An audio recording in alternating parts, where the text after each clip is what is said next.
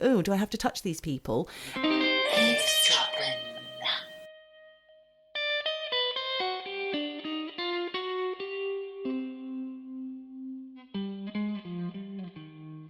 Hi. Oh, Michelle, is that you? Is that you? Don't Wow. even. I know. I have the robe on. I have the bed hair.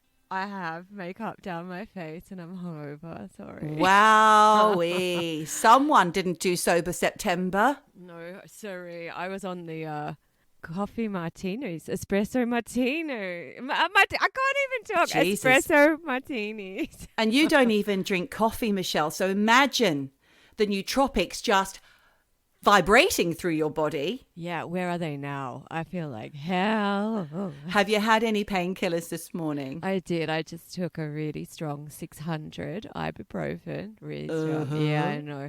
And also, I ate breakfast. I don't normally eat breakfast. We'll be seeing that breakfast again in a little while. Anyway, listen, good morning, good day, good afternoon, etc. Wherever you're listening in the world and at whatever time, eavesdroppers. It's, of course, eavesdropping time with Michelle, who's hungover, and Geordie, who's not. Yay! Oh, Michelle.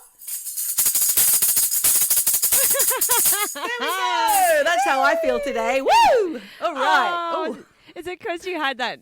You've got a nice new haircut. Well, thank you. It looks great. You've got a little bit of pink rinse. I think you'll find it's rose gold. Thank you. Sorry. It's not a pink rinse. I hope I don't look like a middle-aged woman trying to be funky, but, what can you do? So, Michelle, I'm a little bit embarrassed, though. Oh, why? Because, last week... today is the first of our many-parted ghost episodes. Last week, we really made a big song and dance, didn't we? Well, no, you agreed.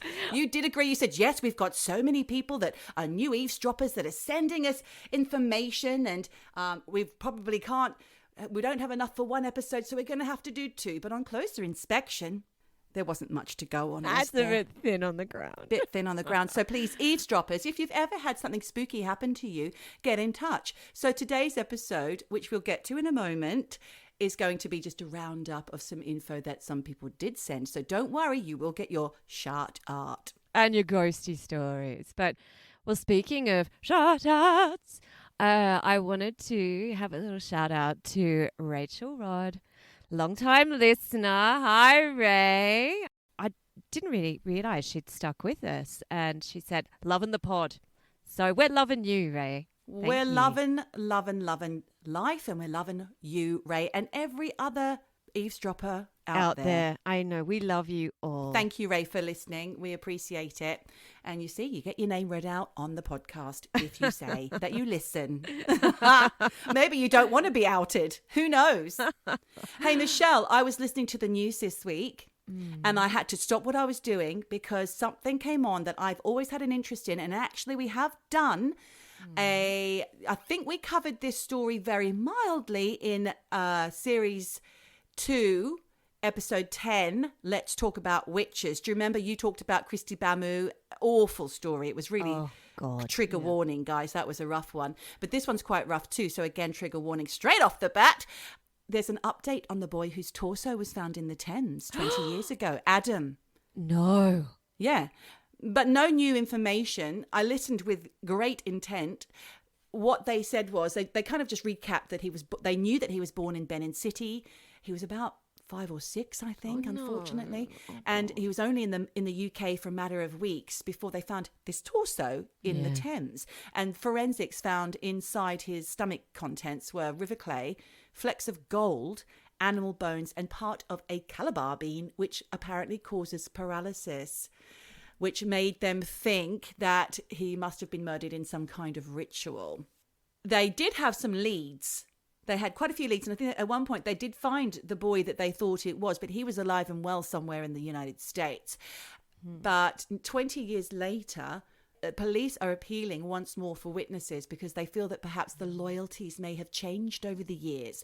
So now they want more information. So watch this space. I've always found that gruesomely fascinating. Yeah, that is grim.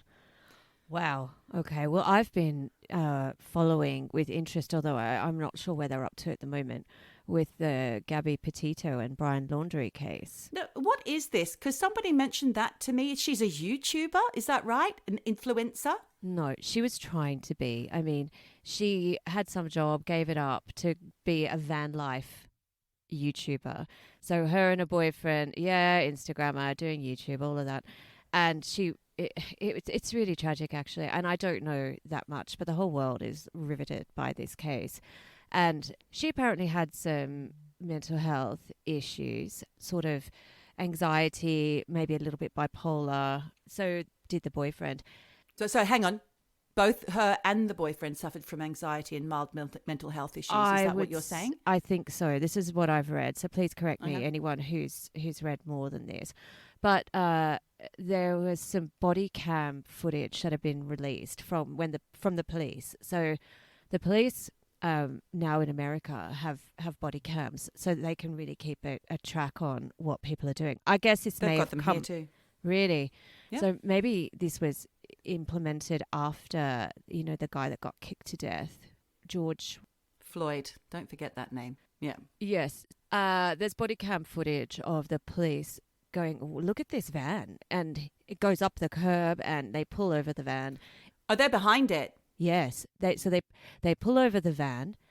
She gets out. Gabby Petito gets out. She's bawling her eyes out. The guy has scratches on his face. They're clearly fighting, having a really rough time. Oh. The footage goes on for an hour and a half or something. And basically they get separated. But then obviously they meet up the next day. And a few days later, she goes missing.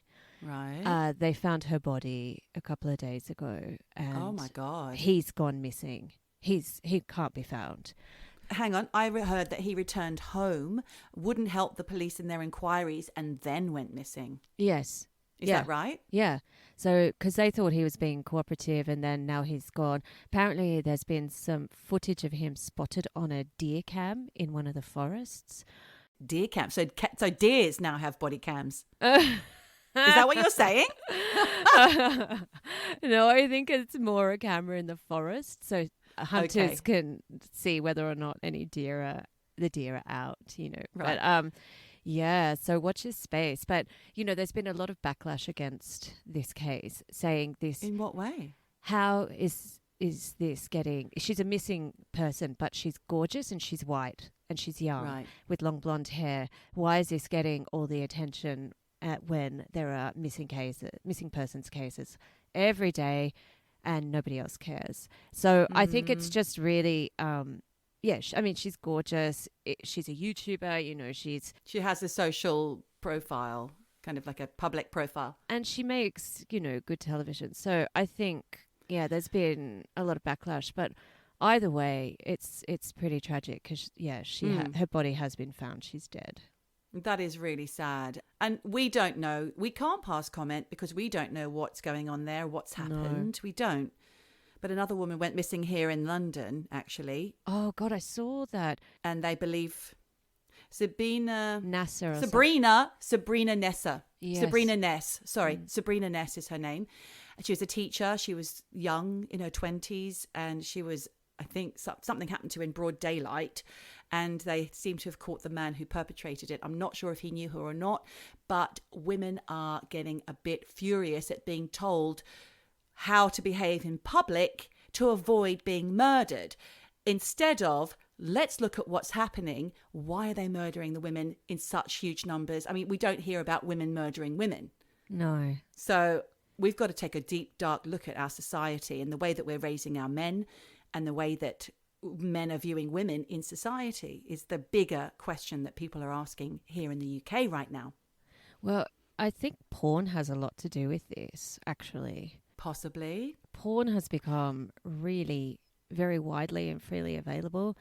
It's often it's abusive towards women, even though many of these women are supposedly empowered because they're empowered and all of that stuff. But actually the scenarios of a lot of porn, it's degrading, it's really mildly abusive towards women. And this carries over. Education is where it begins. I think we need to have a more honest conversation in the classrooms, and parents should be having these conversations around the dinner table. Now, that's just my view. And mine, but hey ho. So we can move on and talk about ghosty woasties, can we?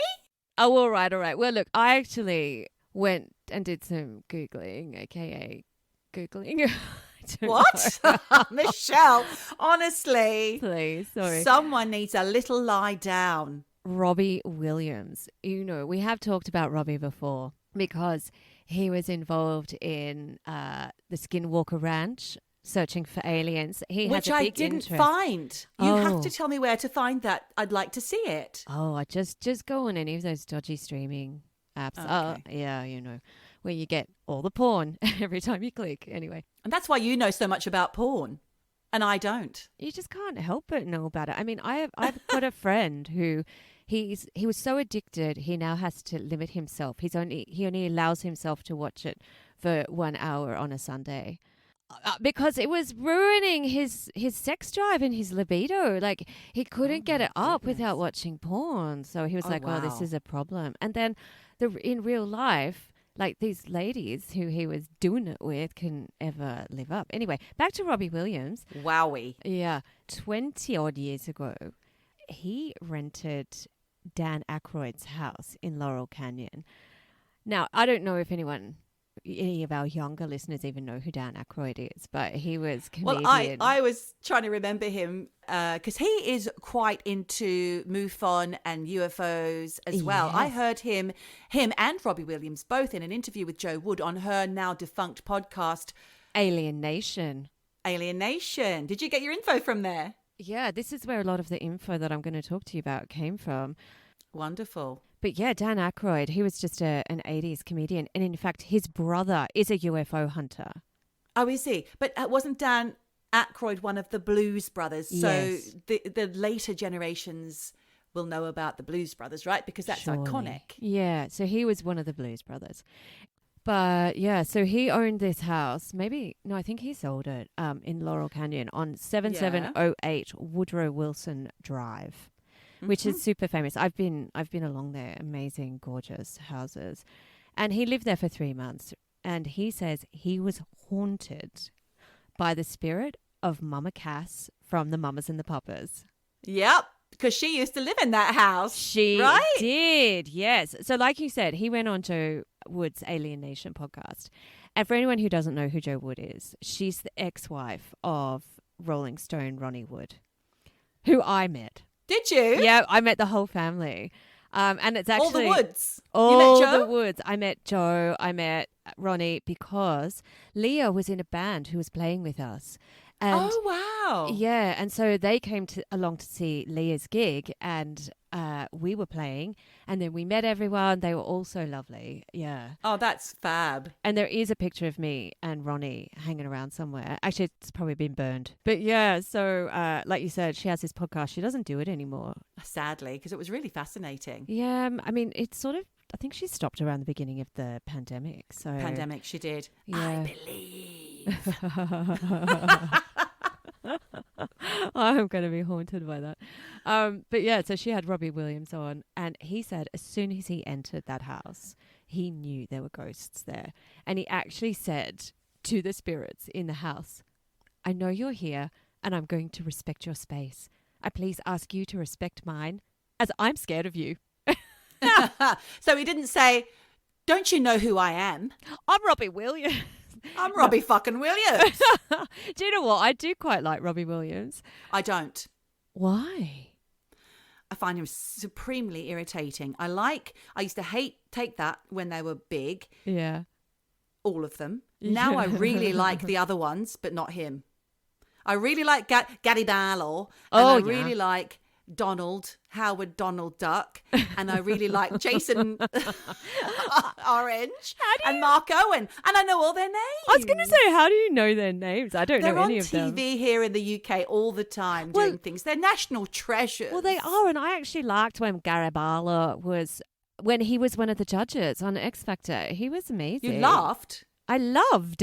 Oh, you loved. Okay. Yeah, he's a lovely man by the look of it. He was, and he was very fair with his criticisms, and I thought he was really good. And he sings a lovely tune. Oh, he does. He does.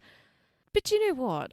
The reason that I like Robbie Williams is because I was playing South by Southwest, which is a big festival in the States, and my other friends were playing, and they got me into Robbie Williams' set, which was like, it was sort of press only. And I mean, there was hardly anyone there because this was a long time ago and people weren't really interested in him.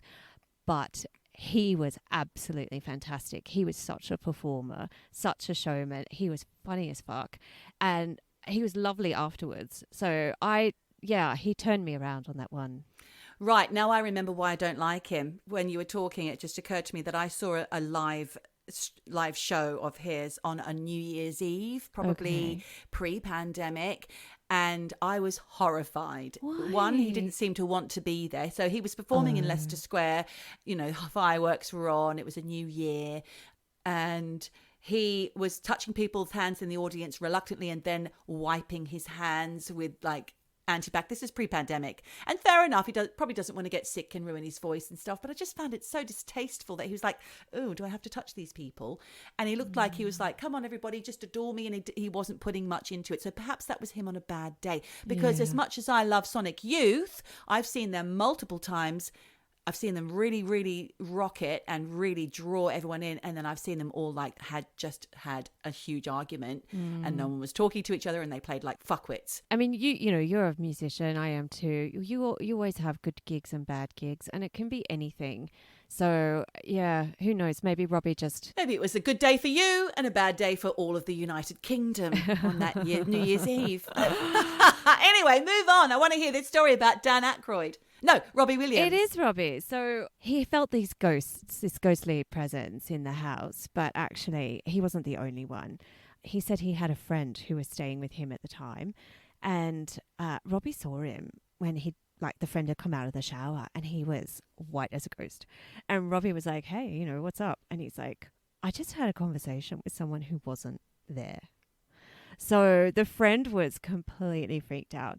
And Robbie, I think, was like, yeah, there are ghosts in this house.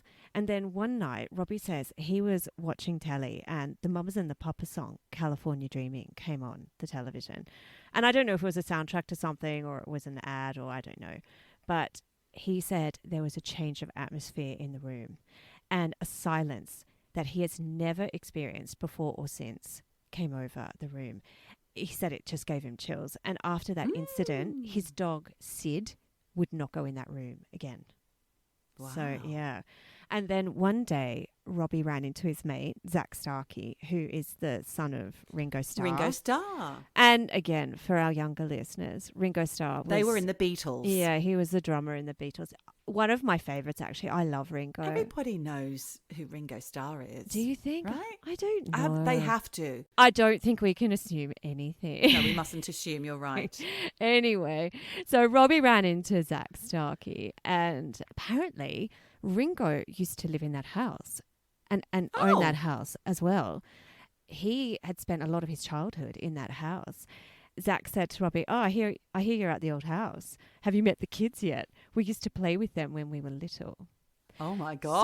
So they all played with ghosts in that house, and it's been haunted for decades. And then when Robbie was moving out of the house, the movers who were helping him refused to go back in the house because they'd seen an old lady sitting in a chair. Well, that's not Mama Cass. She wasn't old. No. But then apparently Dan Ackroyd in some interviews from the 80s said he felt the house was haunted and there were spooky things going on in the house. And that was what inspired him to write Ghostbusters in 1984. Yeah. Michelle, you've just done the origin story for Ghostbusters. Yeah. A star-studded version. Well, after Mama Cass owned it, Natalie Wood bought that house. Oh, yeah. She died in mysterious circumstances. She did, and I think we need to investigate that actually in another episode because There's apparently been new information that has come to light in that case. Has there? Yeah, with Robert Wagner. Very unlikely that you and I are going to get to the bottom of it, No. but it's interesting to talk about. It isn't is. But yeah, back to Dan. He reckons he experienced a force that slammed doors in the house, mysterious playing of the piano, and something that kept turning on his Stairmaster. Which, when I read that, I thought he meant like a stair lift. That is exactly what I thought. Yes, but then I was like, he I thought, couldn't. why is he so lazy he couldn't walk up the fucking stairs? But then I looked it up and I actually think they mean a running machine. So I was like, oh, okay. That's that more is. likely. Yeah. Yeah. And he said one night he felt someone crawl into bed with him. Ew. And it wasn't his wife, Donna Dixon. And look, I don't know if you remember Ghostbusters. Ghostbusters, the movie. I went on YouTube and I was looking up clips of Ghostbusters. And then this clip comes on and it's called the Ghostbusters blowjob scene. What? Yeah. So he's in bed and a ghost is hovering over his bed, pulls the sheets back, undoes his belt buckle, pulls his pants down, and basically goes down on him. You just see him do cross eyes like, huh. It's really distasteful. I just can't imagine any modern day movie allowing ghost sex. It did. It did, honestly. Oh, my God. And I remember people just laughing about it. It's kind of weird. Anyway. That won't be in the remake. No. But then, look, in 2003, in an interview, when he was talking about these ghostly experiences, he said, I'm sure it's Mama Cass. You get the feeling it's a big ghost. And I read that and I just thought, oh, do you know dick. what? What a dick. What a dick comment, because it's just not nice. And actually, when I started looking into Mama Cass, because, everyone always takes the piss and it's like, Mama Cass, died of eating a ham sandwich.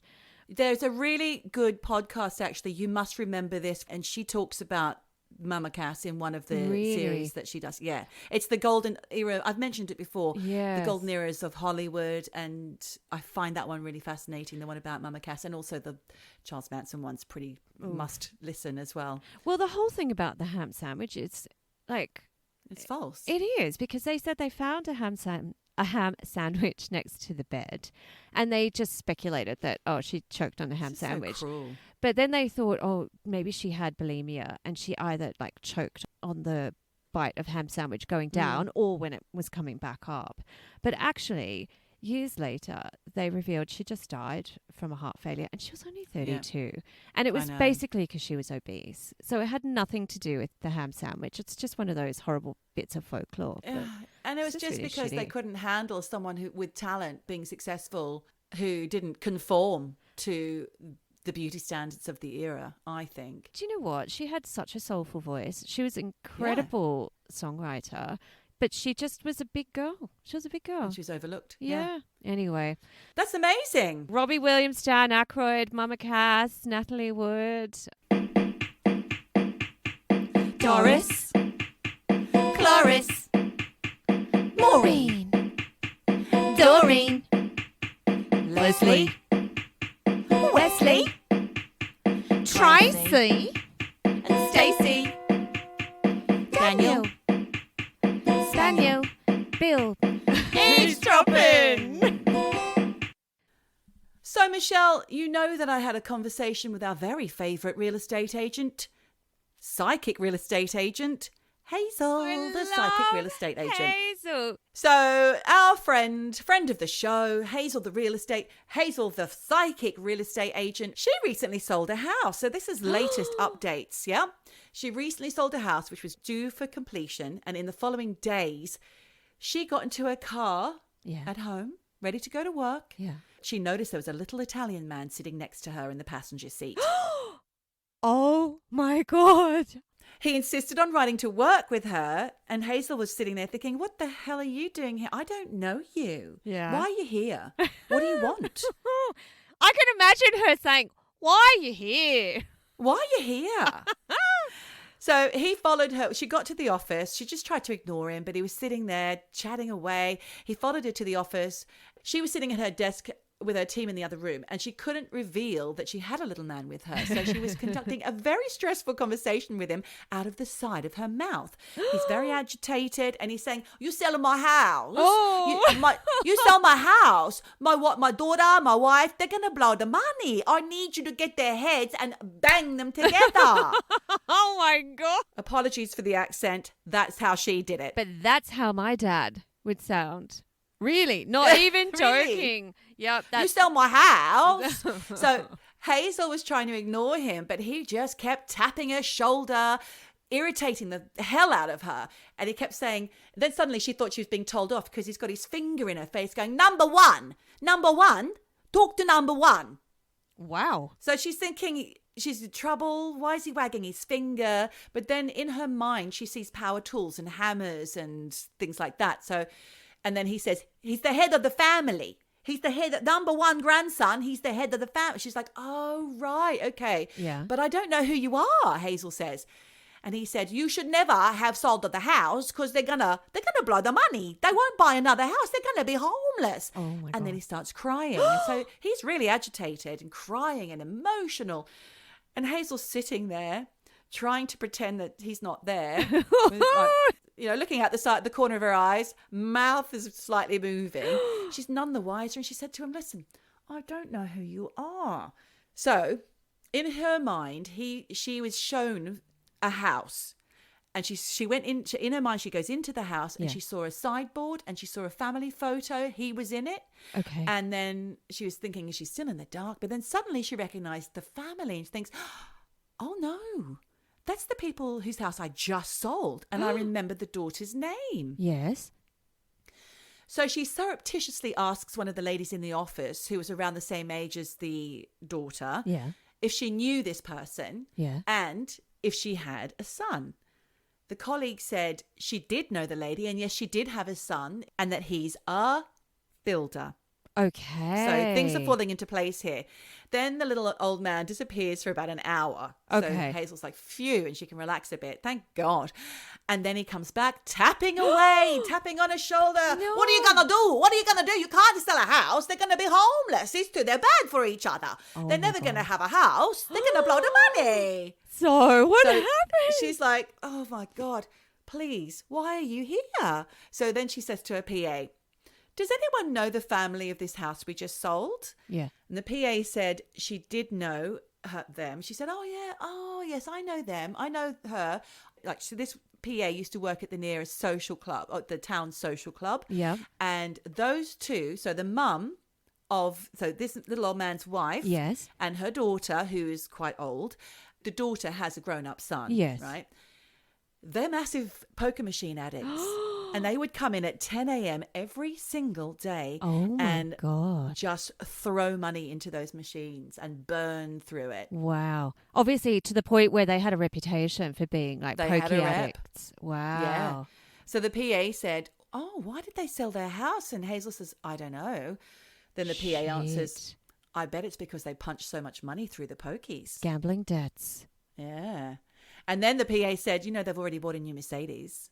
No. Burning the money. So really, they really are burning through the money. Yeah. But it's too late. The house is, it's sold. It's almost science. It's sold. They've got the money. Poor Hazel didn't feel like she could call the grandson and ask him to bash his mother and his grandmother's heads together because they're irritated, and uptight grandfather said because he's going off his tree. Yeah. So she didn't make the call. No, but also it's not her place. I mean, she could have said, listen, I have a message from your dead grandfather.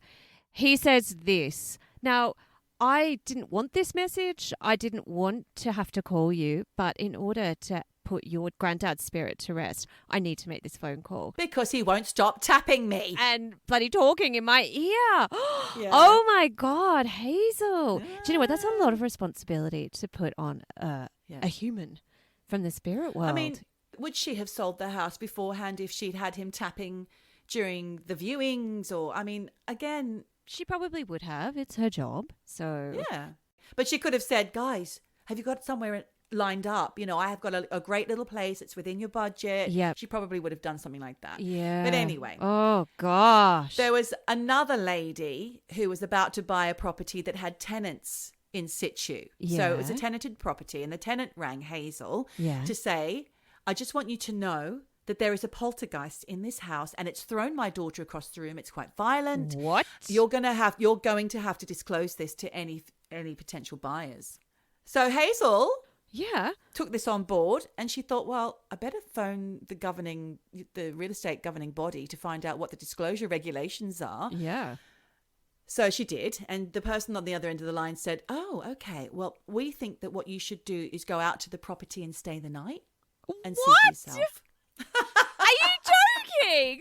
What kind of advice is that? That is ridiculous. It's crazy, right? What? So Hazel is not quite sure if she wants to do that or if she should do that. So eventually she thinks, okay, I'll call the police, because she was told by the tenant that they had even had the police out there, that it's been reported, Okay. So Hazel calls the police and says, I believe you've been called to this property due to an entity. And the police replied, I believe we did. And then we referred the caller on to mental health services. Oh. So Hazel kind of thought, well, right, rather than spend a night in a house that potentially has a poltergeist, or at the very least a drug-addled tenant trying to put the buyer off. Oh, okay. She just thought, you know what? I'm just going to tell the buyer. Okay. I'm just going to be upfront, right? I'm going to disclose. How come she didn't just go to the property? Because I think she's so psychically intuitive that she would have felt whether or not there was something there. Oh, she would have been at the property. She would have been there, but she didn't want to stay the night. No. So she told the buyer. Okay. But the buyer wasn't fussed, and she went ahead with the sale. And the next day, after all the signings, the real estate body called Hazel back, having escalated her query, and told her that poltergeists are not disclosure material after all, and it wouldn't be necessary for her to sleep the night in the property. And she was like, too late, mate, I've sold it. Exactly. All done. Thank you for your help. Wow. Anyway, the final story from Hazel so far, and let's hope she has a busy next quarter, because I'd like to catch up with her again at the end of the year. She had a probate estate. That means the owner has died. Yeah, so the owner had died, and the client was the daughter of the deceased, and she took Hazel to this riverside property. It backed onto a river. Okay. She's walking Hazel around, and Hazel sees that all the furniture, the bed, the clothing, all belonging to the dead mother is still there. So she's expecting a tap on the shoulder, or at the very least a little stroke on the cheek. So she said, look, this is weird. All mum's stuff is here, but mum's not here, thought Hazel. Eventually, this daughter takes Hazel to the rear of the property, which backs onto the river. And there's a clearing there. And that's when deceased mum turns up, stroking Hazel's cheek and saying, oh, hi there. Hello. G'day. G'day. Hazel said to herself, I didn't expect you to be here, because it was so far away from the house. Yeah. Then the daughter pipes up to say, oh, this is where mum and I would sit. And now I come down with a drink and think about mum. Oh. And Hazel thinks, well, that's because your mum's here saying this is my favourite place. Oh, that's so nice. Then all Hazel's hairs are standing on end as the chatty dead mum throws her arms around her. She's in an embrace with this woman standing in front of her daughter. Yeah. And then the daughter tells Hazel, this is where we brought the coffin before the cremation. We left it here for a few days and then had a few drinks, around mum's coffin to see her off. And where you're standing is where we had her. That's where she was positioned. Oh, my God. Hence, the chatty dead mum is still there talking away to Hazel, who had to ignore her and just do an appraisal before leaving. But do you know what? That is a happy ghost. Someone who... Happy ghost. And do you know what? Oh, g'day, love. Oh, g'day. But do you like the view? Yeah, but you know what? In a way, that's really sad that the daughter is selling the place where her mum is super happy. And, she's not going to be able to go down there and have a few drinks, think of her mum, because it's not going to be her property anymore. Oh, I hope the mum's all right about that. Well, no choice, really. But, I love Hazel's stories. Thank you. I know they're good. She's psychic, and she's a real estate agent. Name's Hazel, and she can feel it in the waters. She's Hazel, the psychic real estate agent. Sold to the highest bidder. So we also had a new listener, I believe they're a listener, I'm not sure, There's a New South Wales ghost hunter by the name of Chef Sean666 on Instagram is his handle. He got in touch and he's the member of a team of ghost hunters named Southern Storm PRT. So that is the hashtag that he would like any interested listeners to follow. Okay. What they do in Australia, they go to potentially haunted sites and places where crimes were committed, and they switch on all their amazing machinery. Yes, they've got fancy things that pick up sounds and electromagnetic and sounds. You've heard some of the stuff. So he sent me quite a few bits and pieces, but I just kind of picked up on one particular story. They have a lot of imagery and sounds that they pick up, and they go on these ghostly night tours. So there was this one time that they went to a Parramatta cemetery called St. John's, and in the recording that I heard, and you heard too, Michelle, you can hear Sean saying the words warmth on her lower back, when a whisper can be heard saying, "We can cut your leg," like that. God, yes, I do remember this one. "We can cut your leg." We can cut your leg. That's it. Oh. Sean looked down to find a small wound on his leg and a trickle of blood. Yes, that freaked me out. Yeah. I did think, and it was creepy. It was so creepy. Yeah. I wouldn't do it. I would not do it. But anyway, Sean says he's had ghosts swear at him and call him a fat "see you next Tuesday." Whoa. He's felt as though they want to push him or do him harm. And he's had his backpack pulled on as he's entered a building by something behind him, yet no one was there. Oh, and he said that, often the team feel very unnerved, and the following day it kind of is a carryover. They wake up in the morning still feeling very unnerved, and it's known in the trade as a haunted hangover. Oh. Where the ghosts and negative energy can drain you. Wow, I wonder if I'd prefer that to what I have right now. A haunted hangover. I don't think you would. No.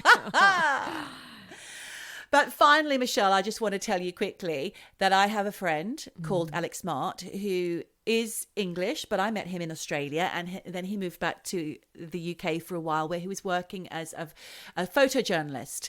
He wrote a piece about haunted sites in the home counties. Home counties are Berkshire, Surrey, and other ones I can't remember. In the Reading Chronicle. Reading Chronicle, thank you. Sorry, Alec.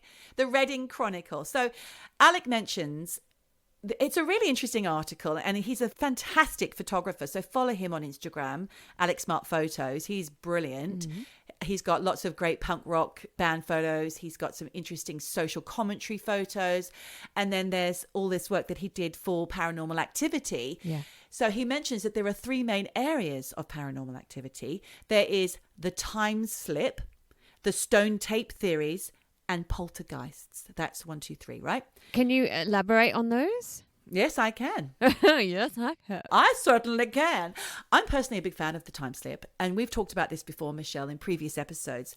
I often wonder if the layers of time and reality get muddled and we can witness things that have been seen before or are still to come. I mean, we've talked about this, right? It's about time kind of all happening at once, but we are on one particular trajectory, and sometimes they get mixed up. There's a great TV show that's based on a book, and I can't remember what it's called now. I'll have to look it up, where you can see into the other, like you're living in a city, but you can see, I think it's something like Two Cities or something. Right. It's not A Tale of Two Cities. It's some sort of dystopian. Anyway, I'll get back to that later.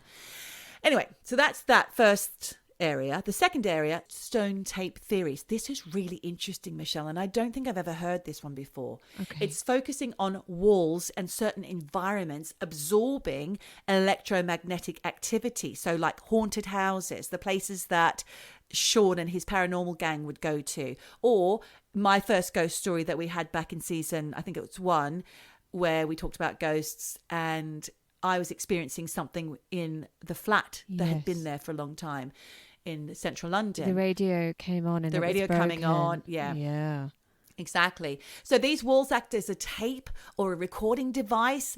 And when the conditions are replicated, it plays it back. Right. Isn't that interesting? Yeah. I mean, I guess that feeds into the theory of places holding not memory, but energy. Because you think about all of these haunted, mystical places like Stonehenge and Druid stuff and even pyramids. Yeah. You know, they are actual physical stone constructions that hold the energy of all of these supernatural things that were going on. So I love that theory. So these theories could explain the repetitive nature of some paranormal events. Like if you go to somewhere and you see or hear the same thing, and other people go there and they hear and see the same thing, that could be explained away by some of these things. But what about, for example, in episode 15, season 2, London Poltergeists, fantastic episode, one of my favorites, because I love the 3 stories that we covered. There's poltergeists. So they can travel. In the case of Shirley Hitchens, she had one that followed her all the way to the TV studio, if you believe it. Right. It was attached to her, she thought. It was attached to her, yeah. So if you know anything about this or have seen the film Poltergeist or heard any of the podcasts or our podcast, then you'll know never underestimate the power of a teenage girl's mind. Noisy and troublesome, the poltergeist doesn't have a point of origin, but usually there is a teenager in the mix with most of the activities going on around them. Right. And there's things like furniture being thrown away around, knocking, banging, levitation. We all know the stories. They're great. So leading parapsychologists have suggested that poltergeists are psychokinetic manifestation.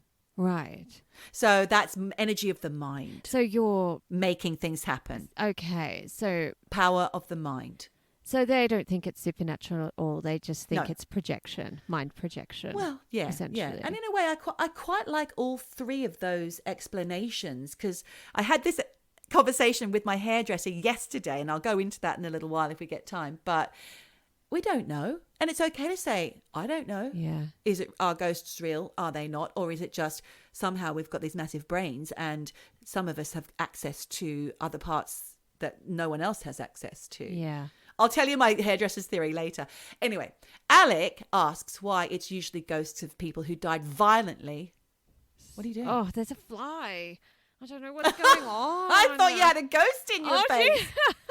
Sorry, no. Put your hands out in front of you. I was trying to get away from my face. There's no one there, Michelle.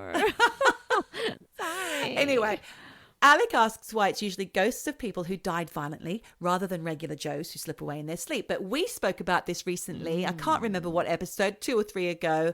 Unfinished business, isn't it? Do you know what? It was 2 episodes ago when we were talking about reincarnation memories. Ah, yes, that's it. That seems to be what children are remembering. Yeah, yeah, but not people who just died in their sleep, like grandmas and that. No, they're people who I guess snuffed out suddenly, violently, tragically, and want another go at life. So that's it, yeah. So there's your answer, Alec. Now, he kindly listed some haunted sites across the home counties, but I've only chosen a couple because they're near to me. Ooh.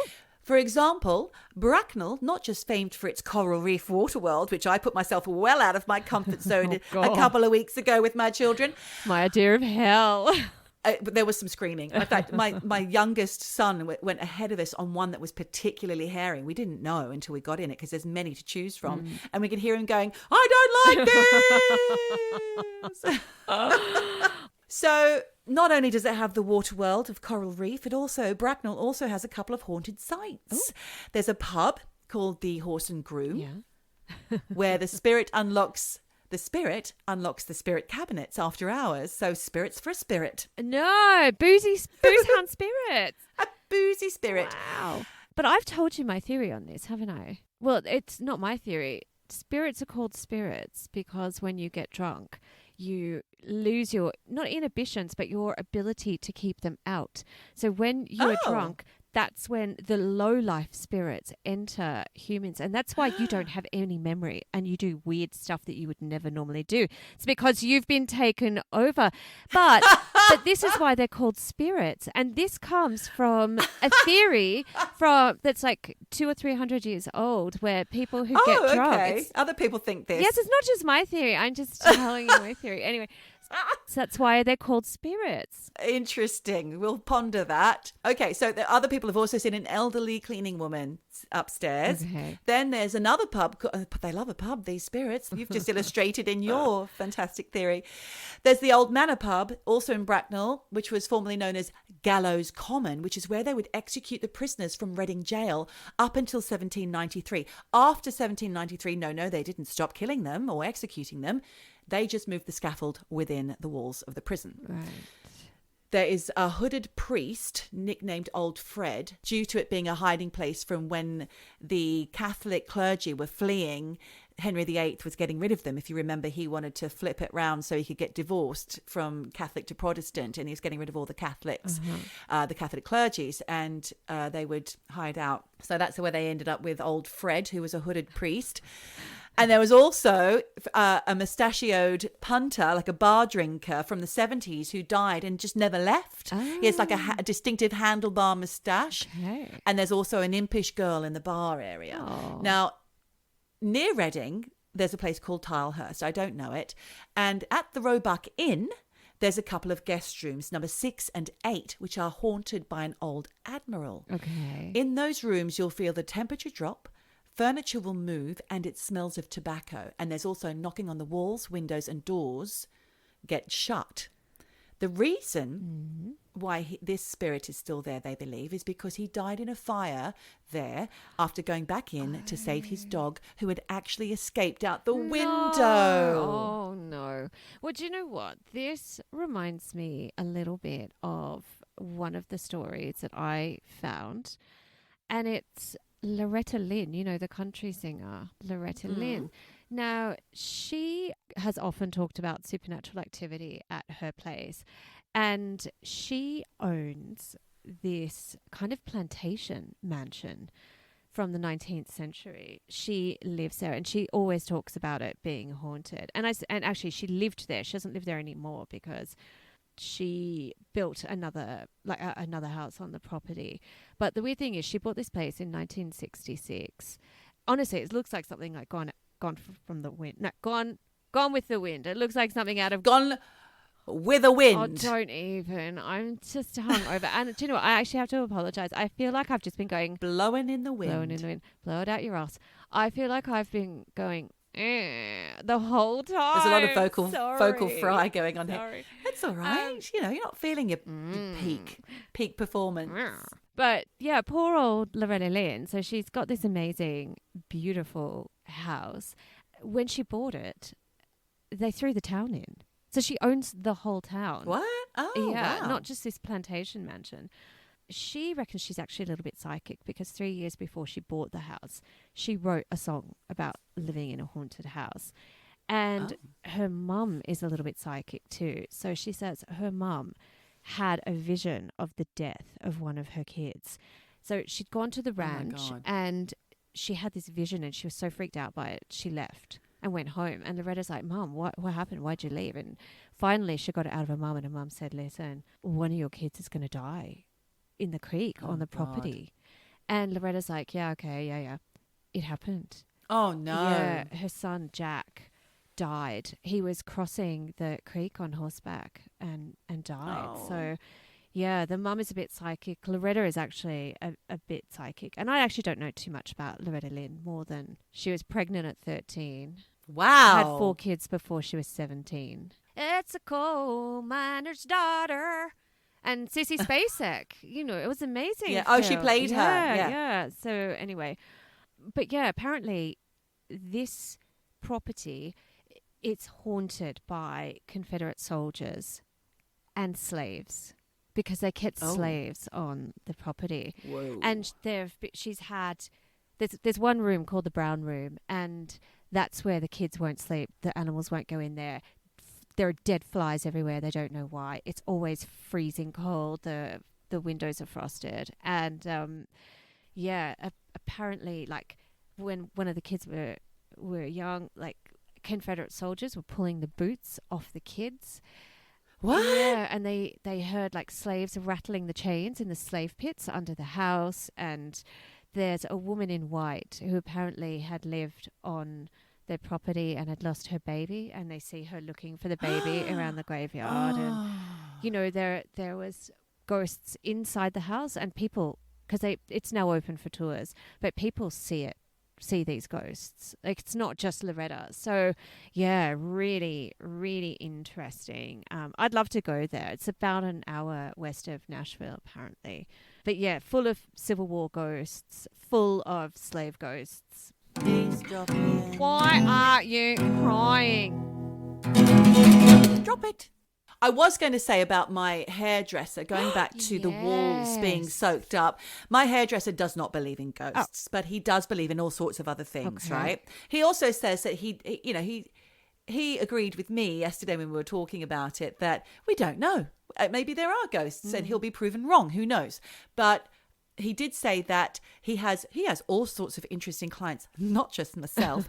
He had a forensic examiner. Yeah.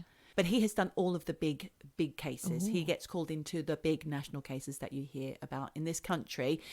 And he also has a medium who, when he first opened the salon, said, "Oh, so do you want me to room clear?" She's a room clearer as well. Wow. And he doesn't believe in that. "Would you like me to clear your space? Because you've got this energy hanging around." He's like, oh, he didn't want to say he doesn't really believe in it, but he was like, "No, you're all right." And she said, "Because you must have lots of problems with water and flooding downstairs, do you?" And he's like, yeah. Shit. I do. And then she said, "Well, the previous owner is still here." He's just walking around. No, this is just, he's minding his own business. It's like it's every day. He's not like interacting with anyone. He's just doing his own thing. Okay. And then he said also that there was a problem with the light, and he showed me there's a light on the way down the stairs to the basement that he pushed it and it worked again. But he said, "I don't know why." He said, "Watch it, it'll go off." And I was like, "Huh?" And he said, "It just goes off. It won't do it now." But of course, boom, it went off.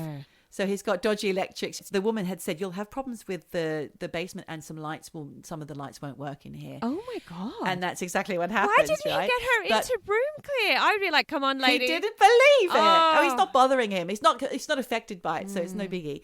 But then he said that, and he's told me the story before, and I forgot it, but his grandparents used to look after memorials, like war memorials and things like that. And there was one that he used to visit as a child, and it had big kind of like steps that went round and round up to the top. And he used to follow his nana and granddad as they walk up. Yeah. But recently he took his own children there to see this place.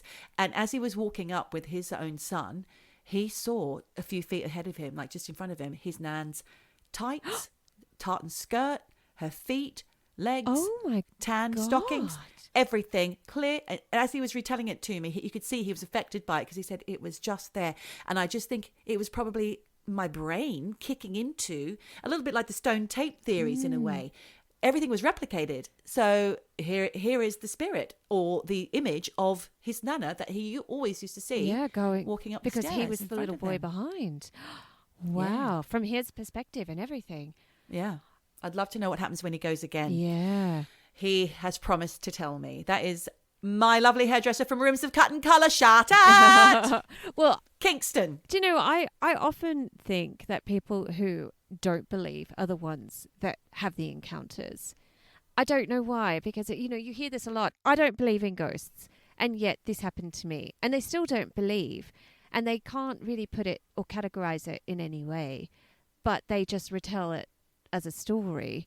But all the people who really do believe and are desperate for the ghosts to come in and show themselves, they never get it. They never get it. It's always the people who don't believe. So, well, listen, if anybody out there has any good ghosty stories for us, that would be, anything that's even similar to the ones we've talked about or not, we are going to do the two-parter, Michelle. We will follow up because I'm sure there are more things to talk about. Yeah. I have a feeling we're going to get a few people after this episode writing in. Of course. And you never know, maybe Hazel will have had something happen on this weekend's viewings. Who knows? Who knows? Oh, well, I loved all your stories. Thank you so much. And thank you for yours. And thank you just for showing up, Michelle. You didn't have to. I'm not my best. Apologies, everybody. Apologies. Anyway. Well, we'll love you and leave you, eavesdroppers, but we will see you next week, or you'll hear us next week. Yes. Have a good time. And keep on eavesdropping. Eavesdropping. Eavesdropping. Dropping. Eavesdropping. Dropping. Eavesdropping. Eavesdropping. Dropping. Dropping. Eavesdropping.